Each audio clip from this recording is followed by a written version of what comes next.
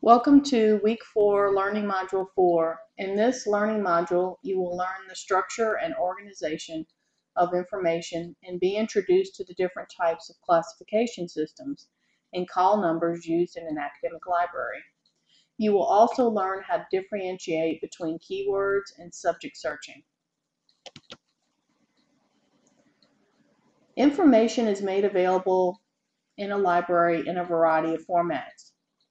Audio and visual items may include CDs, cassette tapes, DVDs, Blu-rays, and other formats. You will also encounter print information in the way the library is organized and structured, in the form of a book, a print journal, a newspaper, or a magazine.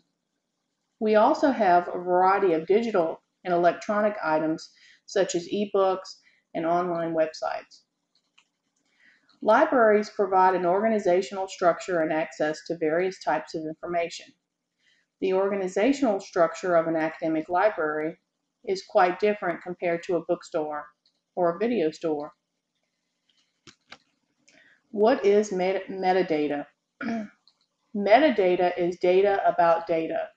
For instance, the library catalog is metadata because it describes publications found in the library's collection.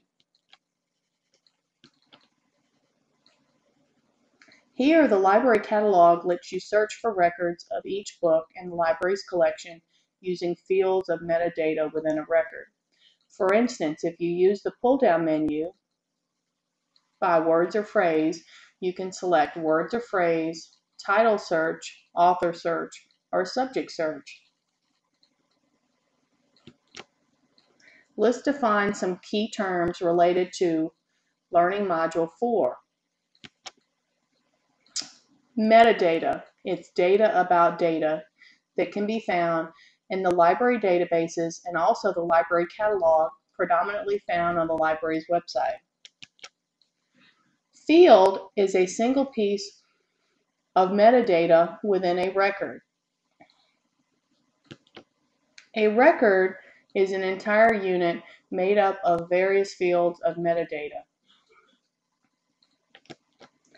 And finally, a database, as illustrated in Learning Module 3, you'll remember, is a collection of records with searchable fields for retrieving information. This means that the library catalog is a type of database where you can find records or search results that represent books, videos, microfilm, or other items in the library's collection. The catalog lets you search different fields of metadata like title, author, and subject. If you remember a couple of slides ago, I presented to you the pull-down menu where you could select things like words or phrase, title, author, and subject.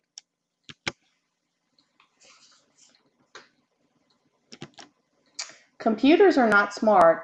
Electronic databases like the library catalog, which is found on the library homepage, can only retrieve records based on what you input in the search fields. What you input in a search box must match the metadata in the records. If you remember in Learning Module 3, we talked about the 4 key searching concepts.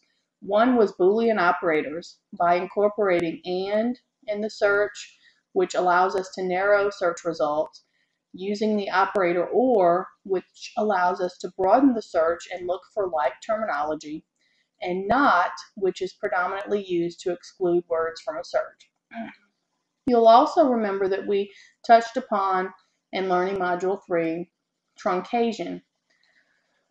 The truncation symbol, as illustrated on the slide with child asterisk, allows us to formulate various endings such as children or childlike. This will be yielded in your database search results. Remember, however, if you're using the library catalog, the truncation symbol is the $sign. The asterisk is normally used in the library databases such as Academic Search Complete or other databases to find that periodical literature. We also touched upon in Learning Module 3 adjacency. By simply putting quotes around a term, you can search it as a phrase. as illustrated here on the slide. Social networking is two different terms. If you enter the terms without the quotation marks, it will actually separate the terms and you'll retrieve everything on the word networking and social, and they will not be interrelated. This ensures searching as a phrase by putting quotes around it. You'll also remember nesting, which is grouping the order of the Boolean operators. As illustrated here on the slide, we're going to pull up a search for Louisiana and crayfish in one search set and Louisiana and crawfish. This will ensure that the first set of search results that the database retrieves will indeed contain Louisiana and crayfish.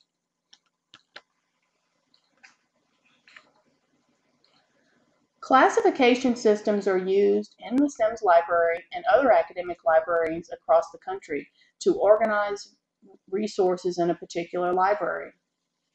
When you receive an email message or magazine at your home, the information gets to the right place because you have a unique, one-of-a-kind address.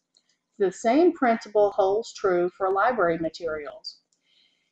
Each item that enters the building must be issued a unique address, which is known as a call number, so it can efficiently and quickly be accessed in the catalog.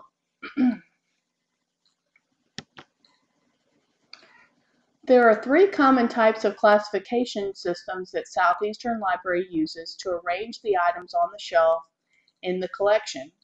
The first is the Dewey Decimal. Here you'll notice that the call number that is on each item in the library that has the Dewey Decimal classification begins with a number sequence. The Library Congress, on the other hand, begins with letters and numbers and it's alphanumeric. This type of classification system is arranged by subject and discipline, and this is going to be the one predominantly found throughout the building. The Superintendent of Documents, SUDOCS, is the final classification system that's used in the SIMS library, and you'll notice that this one is unique because it contains colons and slashes and is easy to identify. Here's an example of an analogy to discuss the call numbers. Here we have the Chili's restaurant in Hammond, Louisiana with a particular address. The Chili's restaurant is located at 2907 Highway 190 West in Hammond, Louisiana with a zip code of 70401. This is the physical address of Chili's. The next item listed below is the Da Vinci Code. The Da Vinci Code has a unique address in the library which looks a little different. It has a call number of PS 3552 R685434 D3, and it was published in 2003.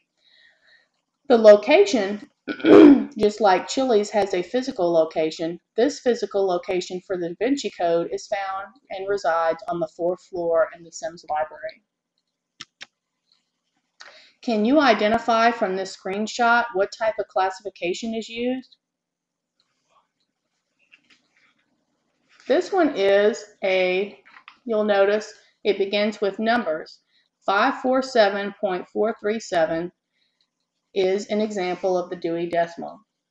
This is an identifier by looking at the Dewey Decimal classification of the book Fatty Acids, Their Chemistry, Properties, Production, and Uses.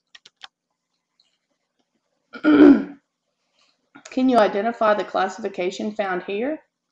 Look at the call number. It begins with an alphanumeric sequence, which indicates a Library Congress classification.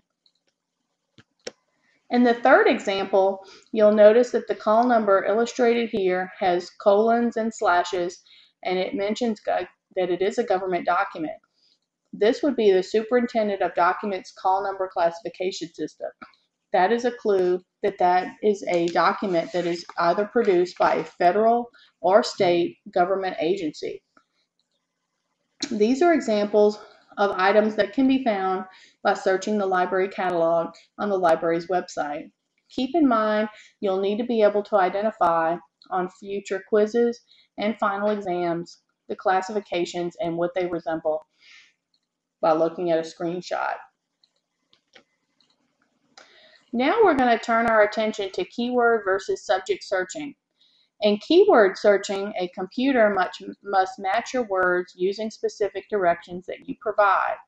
If a student is interested in locating research on media coverage during presidential elections, he or she might use connectors to create the keyword search. If you'll notice in the illustration below of the library catalog screen, the operator that's used here is the AND. Here I'm connecting two terms. I'm connecting media and presidential elections. That will ensure by using the keyword search, I'm directing the computer to formulate the search to include the word media and presidential elections in each one of my search results. On the other side of the coin, you have things known as subject searching. Computers and library databases use terminology known as control vocabulary. The content of every book, magazine, journal article, and other tool uses control vocabulary, which is essentially subject searching, to find information organized by topic. The Yellow Pages organizes information by categories, as shown on this slide. For instance, what's the phone number of the pizza delivery service in Hammond, Louisiana? If I look in the Tangipahoa Parish Yellow Pages, I can look up the word pizza in the telephone directory. What movies are playing in town? You look in the pages of the newspaper that advertises the entertainment.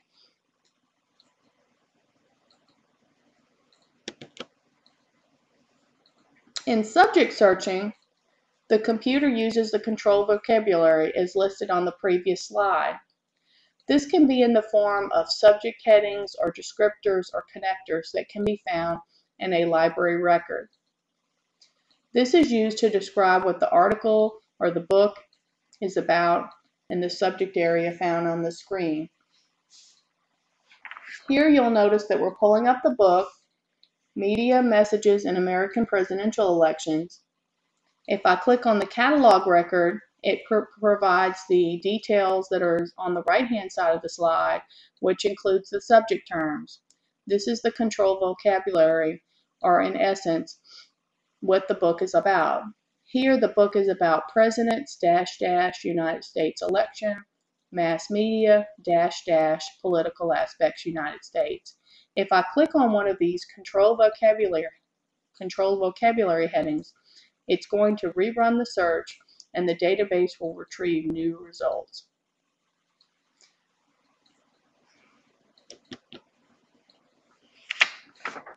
Here are your weekly reminders.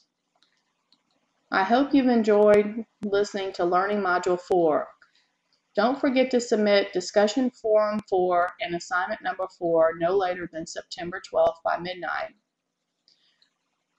An upcoming reminder is the final exam, which is worth 10 points, will be deployed via email on Blackboard September 3rd and will be due by September the 5th by midnight. You will receive an email notification and also an announcement on Blackboard regarding the midterm exam. If you have questions, feel free to contact me through email or during office hours each week on Tuesdays at 3 p.m. Have a great week.